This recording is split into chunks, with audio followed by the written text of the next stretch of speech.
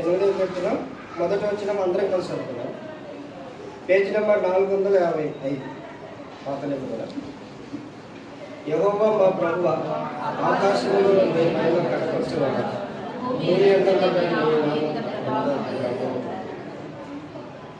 ప్రభు వాక్యాన్ని దీవించి మనల్ని యోగ్యమైన రీతిలో ఆయన శరీరక్తంతో పాల్గొనడానికి ప్రభు మనకు సహాయపడుతున్నారు. ఉదయం మరి ఈ అధ్యాయం అంతా చదివాం.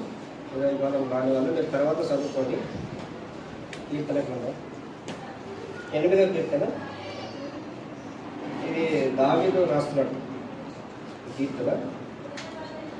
అయితే చాలామంది ఏమంటారంటే దావీదు కీర్తనలు అంటారు. మంచిగా అనడం తప్పని కాదు. అయితే దావీదు ఎక్కువ కీర్తనలు రాస్తాడు.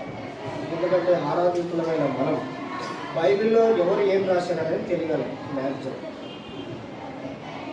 అంటే దావీదు కీర్తనలు అని చెప్తారు. అంటే దావీదు అన్ని కీర్తనలు రాయలేదు. దావీదు 73 కీర్తనలు రాశాడు. ఒకసారి కొంతమంది ఒక్కొక్కరు ఒక విధంగా చెప్తున్నారు.